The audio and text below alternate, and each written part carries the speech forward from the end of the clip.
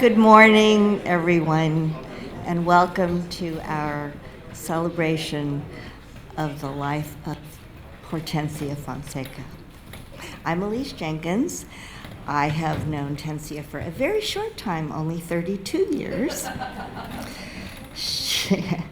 I am an MYB mom of two daughters who graduated, and now I have a granddaughter in the early dance program here. For the past 19 years, it's been my privilege to serve as the executive director of this amazing institution. We have, as you can see, many luminaries and alums here to celebrate with us, and I am very pleased to be able to present the woman that Tensia brought on and for 42 years helped create this amazing institution, Miss Michelle Lees.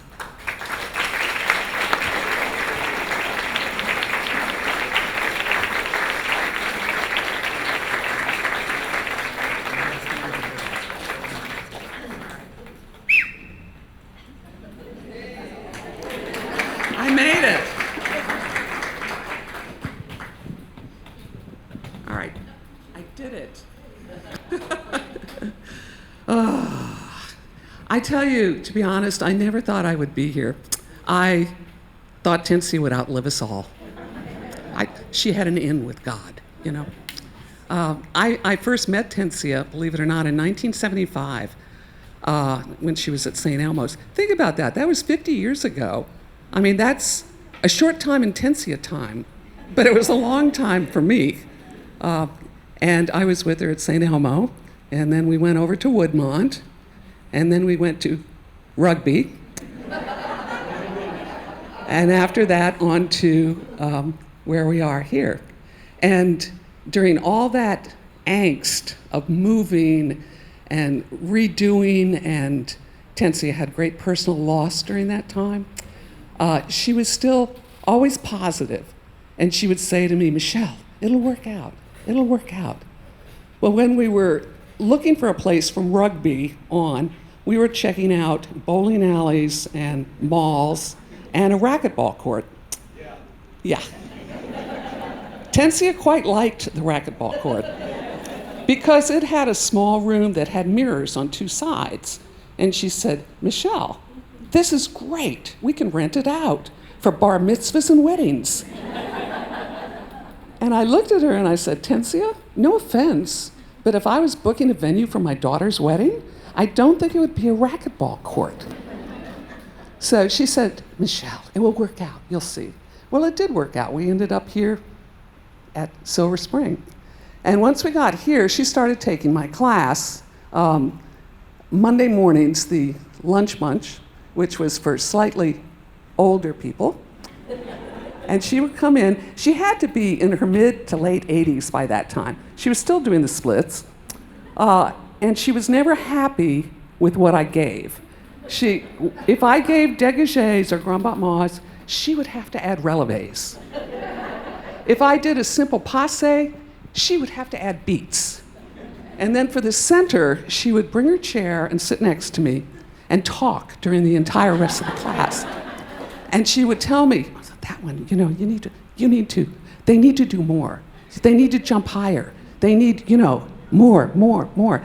You know, at that point, I was trying not to have a fatality in the class, I just wanted to get them all out walking. But I realized that this was her approach to teaching. She was always demanding more of her students, and that was her way of doing it. Tensia was a very passionate woman. She was passionate about her family. She was passionate about her MIB. She was passionate about her friends and her faith. And she was passionate about her garden. When I think back on Tensia, I actually have more memories of her in her garden than I do at the studio, which is odd. She loved the garden. We would go over there, have lunch, just have tea. She was always out in her garden. Now, I know for her 90th celebration, I told the story of the picket fence. But for those of you who weren't here, I'm going to tell it again. Tensia had a picket fence in her garden. And when it was time to paint it, rather than just slap some paint on, she took it apart. She took each piece She sanded it down, put on a base coat, put on 2 coats on top of that, and rebuilt the fence. And when I told this for her 90th birthday, she was sitting in the front row, and this voice came out, "Yes, every 4 years." And I thought, that's exactly the way she teaches. She's so exact, so demanding. That was Hortensia. She did everything to the nth degree. And she just, her faith was a big part of her life. And I would say we can't really mourn Hortensia because we were so fortunate to be a part of her life. And she had such passion and joy in her life. We can't regret that. We can just thank God that we were a part of it. So God bless you, Hortensia. And I'd like to introduce our next speaker, who's one of my first students, which is way back there, Susan Jaffe.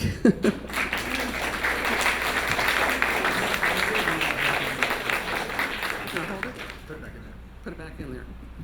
You're asking a lot. You got it.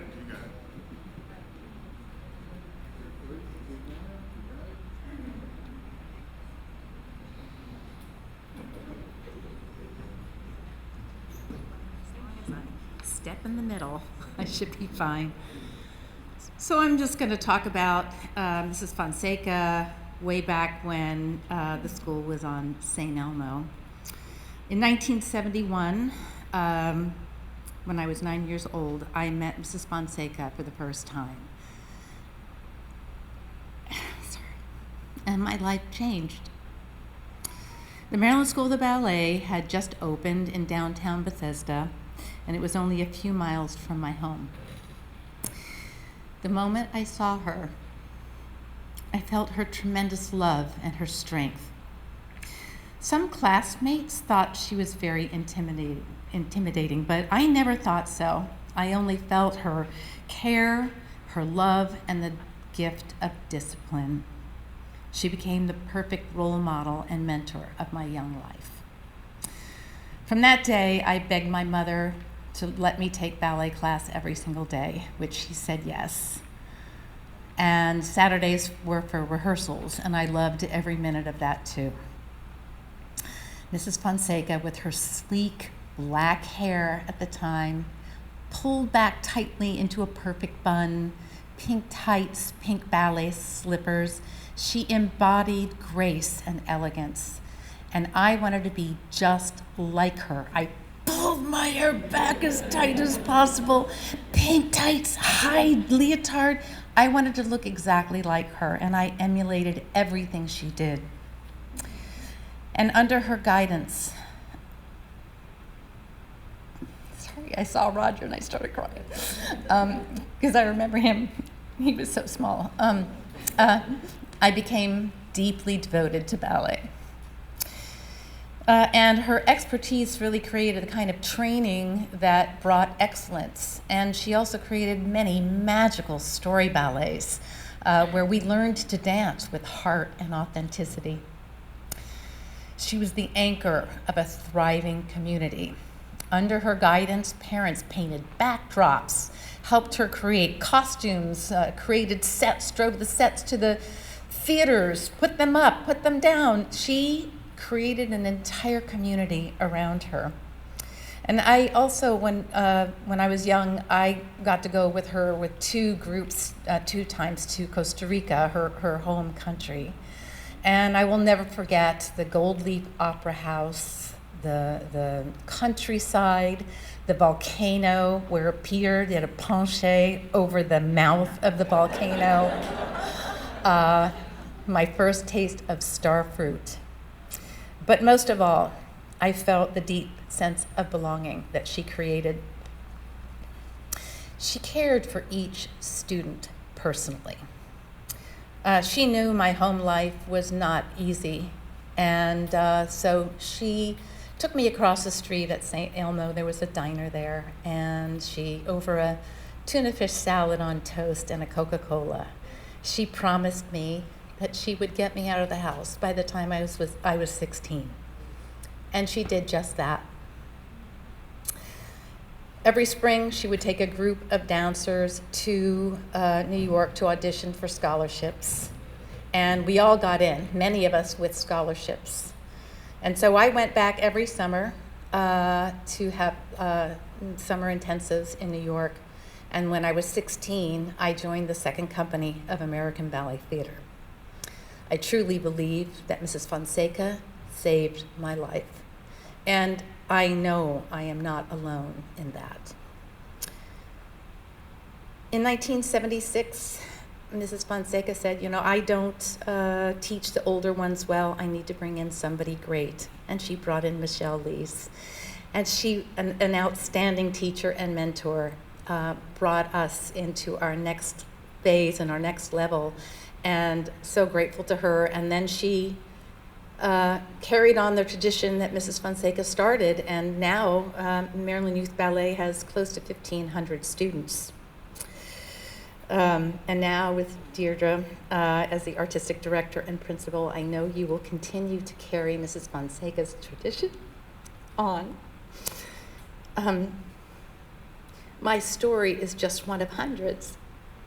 She touched so many lives, giving us purpose, community, and the courage to dream.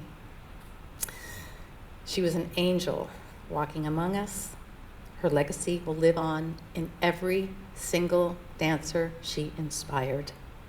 We love you, Mrs. Fonseca.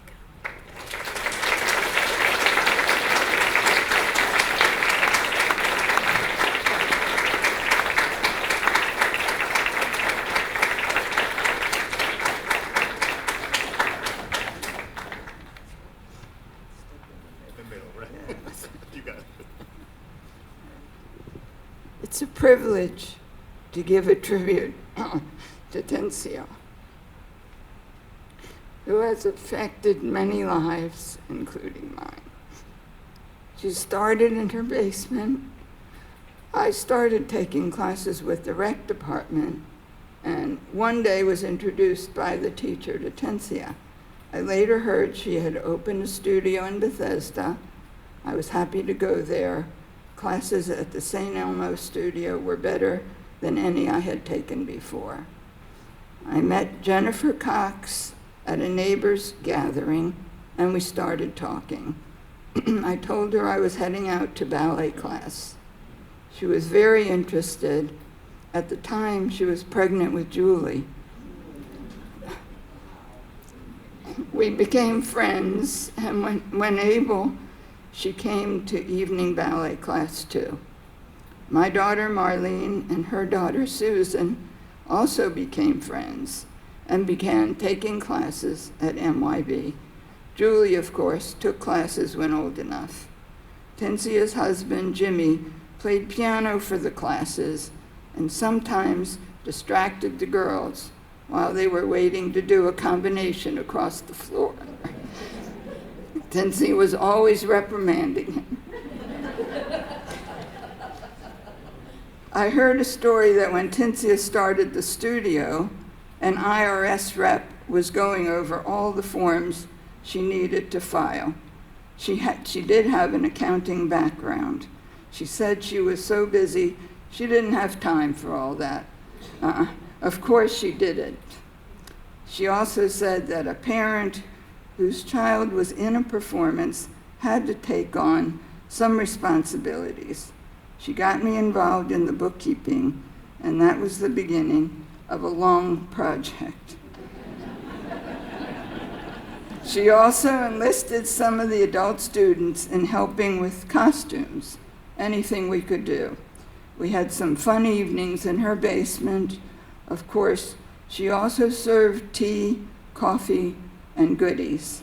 Calls came from husbands wanting to know when we would be coming home. She also put Jennifer and me in some of her ballets. We enjoyed that. All along the way, my husband and later my son-in-law helped with construction projects. Even my granddaughter took classes for a while. Hortensia took classes herself until the age of 93. She continued to invite the lunch bunch to join her for lunch in the beautiful garden she was so proud of, which is still being cared for by her grandson, Philip. She is called an honorary grandma and great-grandma by my daughter, Marlene. She will always be remembered excuse me, fondly and lovingly by all those whose lives she touched, and we will miss her.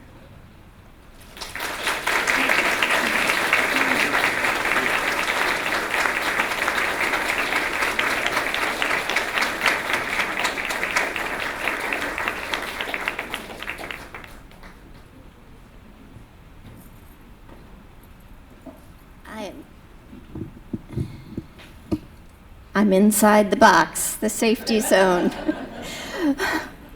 Hi, everybody. I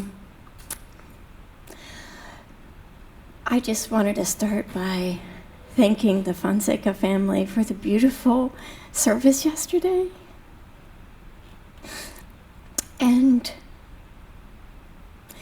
in particular, to Johnny and his son Philip for the beautiful love and care that my family and I witnessed for especially the last 8 years of her life, when my family had the great privilege to move back to the area, and I got to experience some really special visits with Mrs. Fonseca, thanks to you both.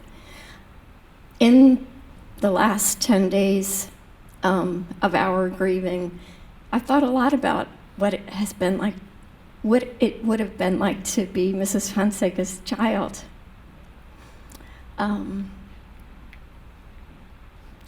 Wow. And what a gift. And I'm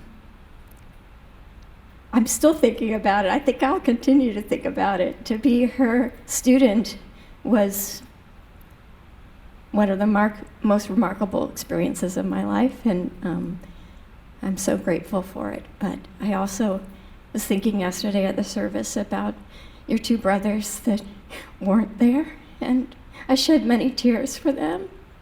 I feel like yesterday I really had the opportunity to fully grieve for Peter and Paul, and I missed them so much, but I was so happy to see the three of you there together, and how proud Mrs. Fonseca would have been of her whole family. So just wanted to start with that. Thank you for sharing her with us.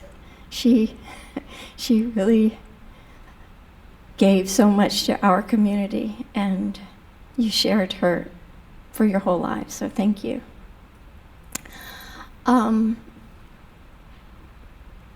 It's been hard, Dee Dee and I have talked about, to process this, and Judy and I have talked about it. The pain of the loss is so sharp, regardless of the fact that she was 103 years old.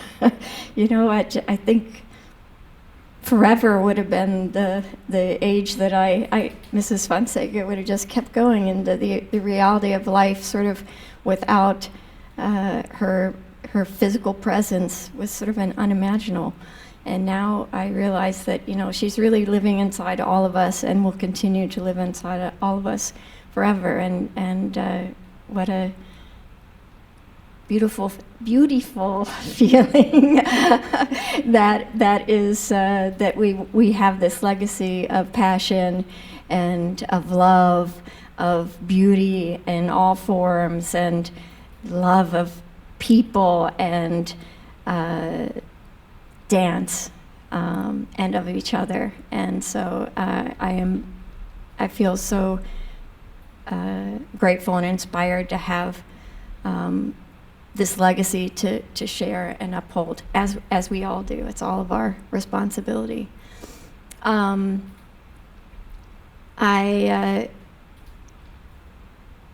have been struggling also just with, as Mrs. Fonseca grew into her hundredths, 100, 101, or 2. You know, she really, she became sort of, her aura was so radiant. It was like sort of divine. Her eyes were so filled with light and love. And it was like she was distillation of all these incredible qualities. It was really a privilege to see that. But then I think about her when she was much younger and fiery and funny, and when she cut that beautiful hair. I mean, it was like a tragedy when she had all of that black hair went away, and then she was such a tomboy and scratchy and funny, and with her little socks running around to the house, and you know, her sort of that also the other spirit of her is, you know, something that's also sort of just running through my mind as I process all of this. And then, you know, finally, one of the things that I share with the dancers that I work with and my own children is, you know, at the end of the day, it's the people that you get to share life with that are the most important. And so many of those important people are in this room. People that have changed your life, as Susan said. People that have taught you, helped you, guided you. And so how lucky we are that we together have had the great experience of having Mrs. Fonseca as such an important part of our lives for so many years. So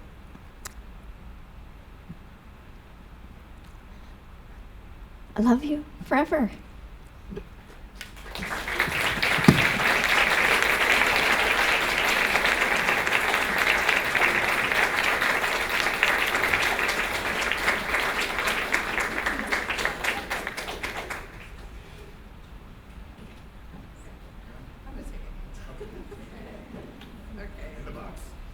Okay, in the box. Okay, I'm Judy Hansen, by the way, in case you don't know who I am. But maybe you don't. Maybe you don't. There's company here. I don't know. Everybody knows who you are. So, an important part of Hortensia's legacy, of course, lives on in her costumes, which is why I'm up here. And whether you were privileged enough to wear one of her beautiful tutus or just admired them from the audience, you knew that they were something very special. And if you were fortunate enough to work alongside her on these creations, you knew that they were magical. They were, as Sandy talked about, they were lovingly constructed during evening sewing circles. And these costumes set Mikaelian Youth Ballet apart from other ballet studios and really became a hallmark of the standard of excellence that Hortensia set for Mikaelian Youth Ballet. And she understood that an essential part of training dancers was beyond leg line and form and technique and everything, was helping the students actually see themselves as a dancer, to actually feel what it felt like to perform on a stage and to wear these incredible costumes and to really feel like a truly professional dancer. And to this day, the costumes remain an integral part of our costume inventory today, and they continue to embody her vision and carry her spirit forward, even for students who never knew her. They still are thrilled if Susan's name is in the tutu, or Julie's name is in the tutu, or Alyssa's name is in the tutu, or anybody else, even people that are just a few years old, just a few years ahead of them. They're thrilled to be able to wear that. I put a tutu on a dancer that had Julie's name in it, and she literally burst into tears. You know? And for me personally, I do want to mention the sewing circle, which was so great. It was Michelle, you're here, Michelle Zimmerman is here, and Sandy, and Susan Schwelling, and Becca Gallerizzo, and we would tell, Hortensia would feed us tea and cookies and tell us stories about her life of coming to this country from Costa Rica and raising her boys. And truly, she embodied strength and faith and under, with despicable loss. And, personally, I learned so much more from her than how to make a tutu. But I did learn that from her. But she really taught me resilience and to believe in myself, and to my artistry. She nurtured my artistry. She's truly like the mother of my artistic self. I mean, honestly, that's the truth. And she taught me the beauty of just the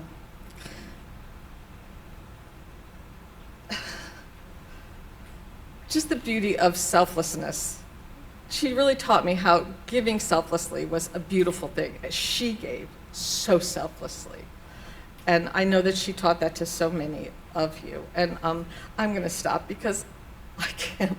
I work backstage for a reason, but I loved her with all of my heart. She was my hero. She was a queen. She looked like a queen yesterday. I loved that you put her in the sparkle jacket. It was gorgeous on her. So I loved her so much.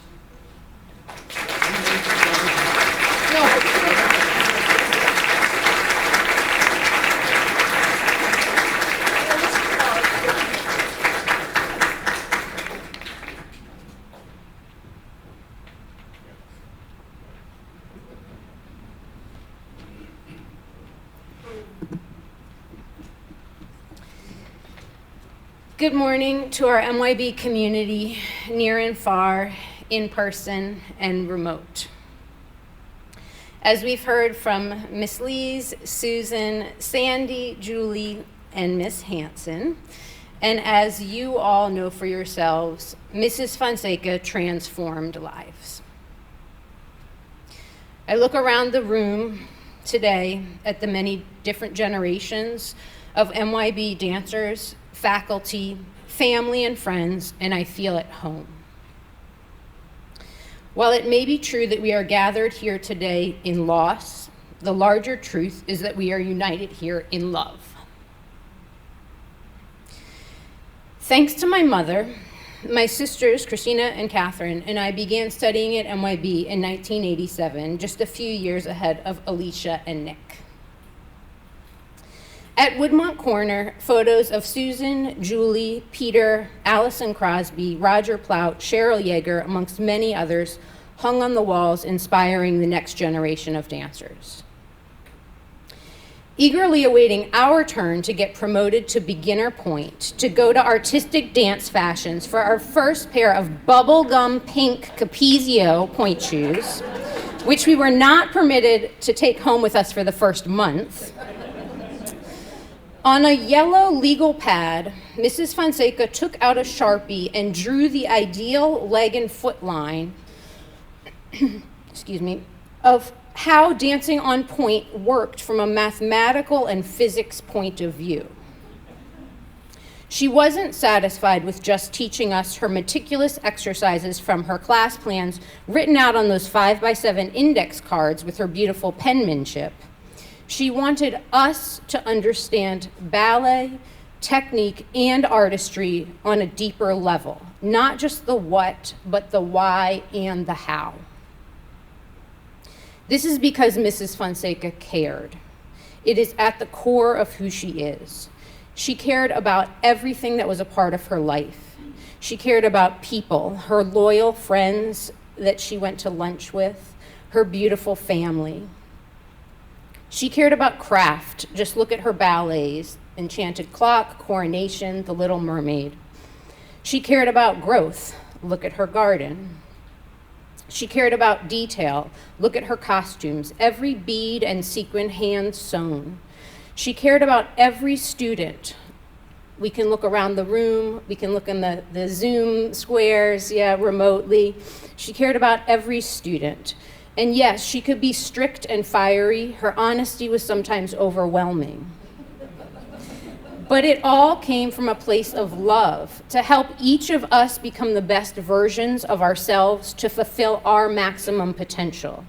She cared about participating. Even when we weren't performing her ballets, she was always present, setting up her camcorder in the back of Montgomery College to videotape the performances herself. Like many lessons in life, sometimes we don't know how fortunate we are until many years later. Beyond what Mrs. Fonseca taught in the studio, she modeled a life of deep commitment to the things she loved: her family, her faith, and her art. She built a community through her commitment, integrity, and care.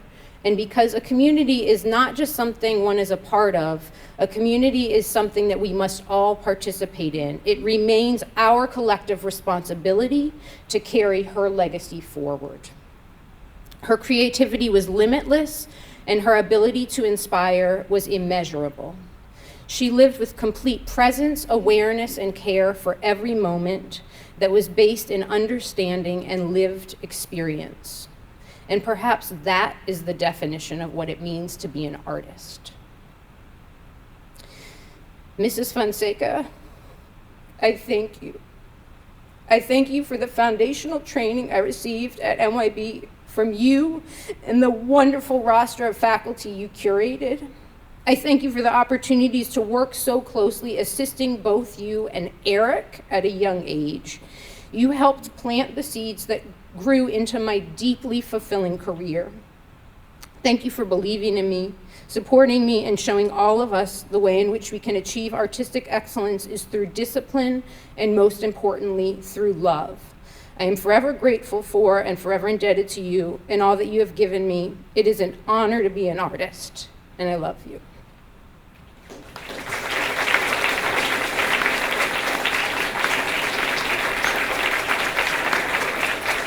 Yes, and Julio, thank you.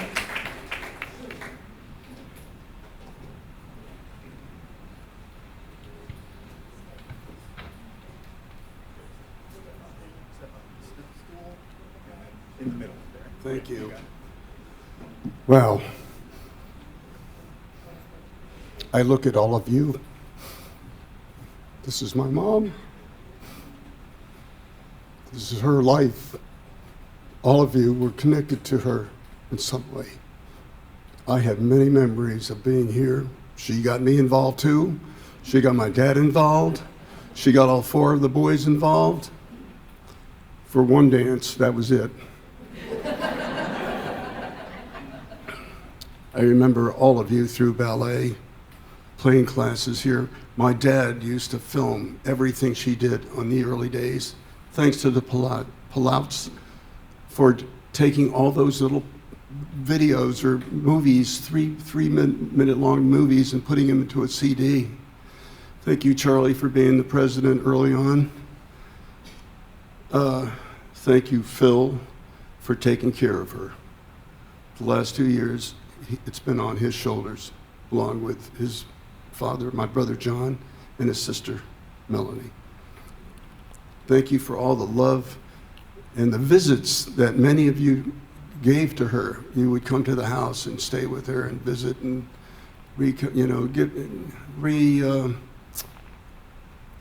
influence the love that she had to begin with for ballet.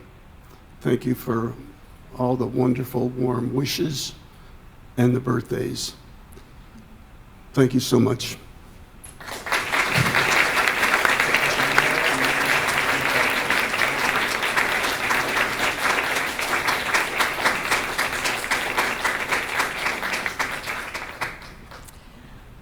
Clearly, we were all blessed with Hortensia's very long life. I feel very fortunate to have been here the last 20 to see some major transitions with the school. And I am so pleased that Hortensia was here for so many years because she was able to see the full circle of her life and see that one of her youngsters grew up, trained, went away, became a professional, and came back and is now leading our school. And so I am just thrilled to introduce Deidre Byrne.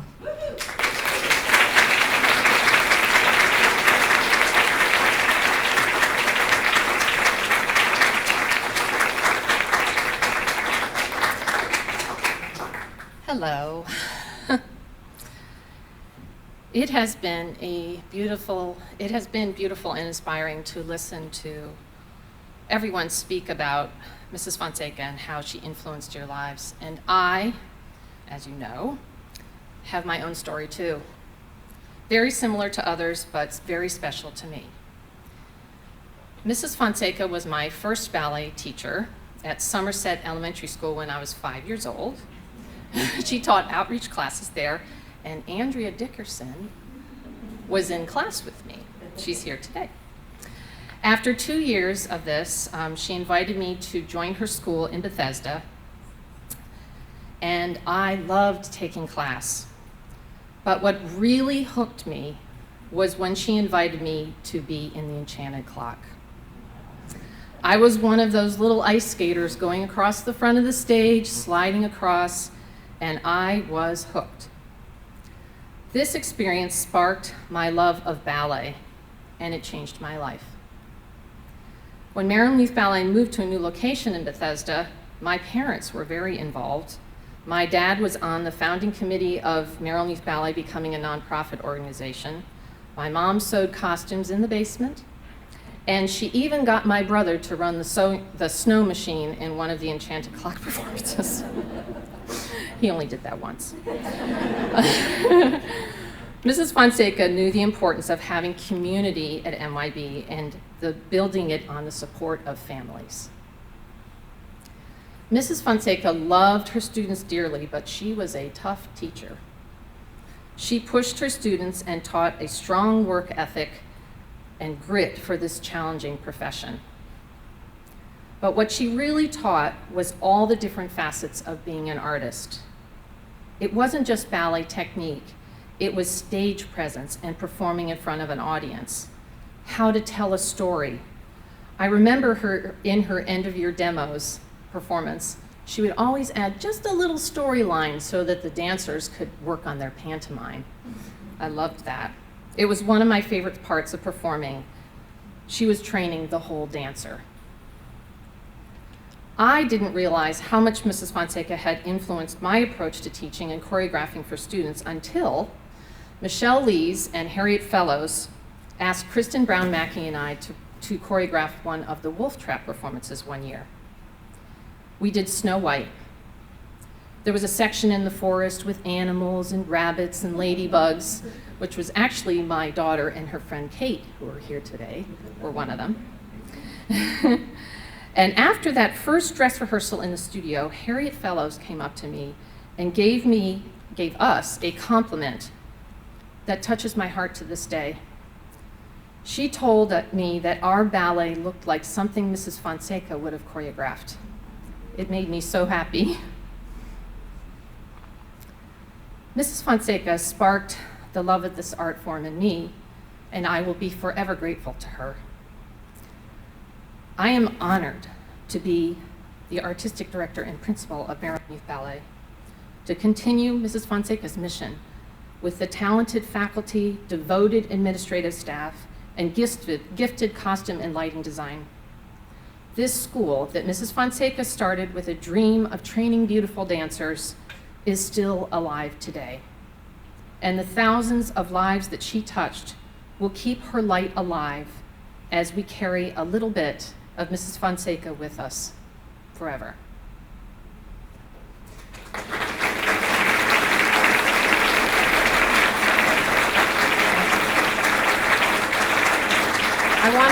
I want to invite all of you to stay. We have some refreshments after, and we are going to show a little montage that the wonderful Larice put together for us.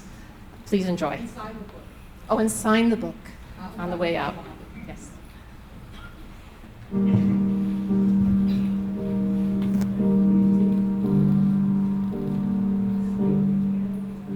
I came to New York. I took class on those days Russian principal dancers I took as many classes in 2 years from every principal Russian that was offering. And then from there I came to Washington. And my husband said, let's marry. And I said, okay. I got the idea after the second year of our marriage, I was going to enjoy teaching. So I opened a little school in my house in the basement. And I began to have beautiful dancers. They were all little ones. But when they began to be 12, 13, they touched the ceiling when they jumped. So I got a studio, and that's when I started the Maryland Youth Ballet. Then as soon as I started doing it in Bethesda, I invited all the mothers to help. And the response was marvelous. They came to my house until midnight to do costumes. So they built this school.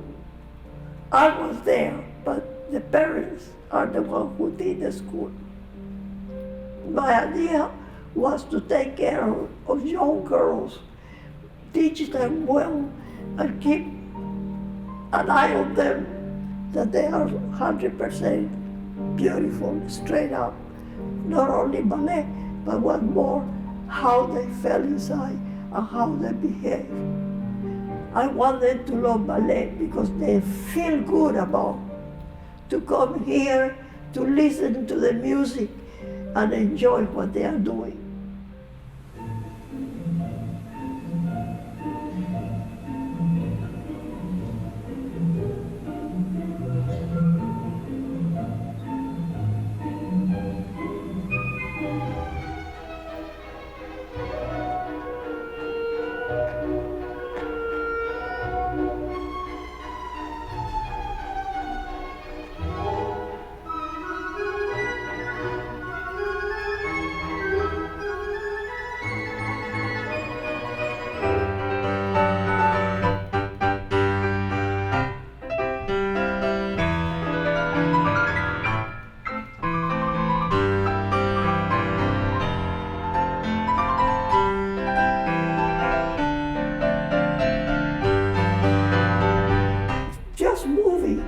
Just dancing with music is very joyful. And when you go home, you feel enlightened after a class. You feel good about it. And your health is better than anyone who don't dance.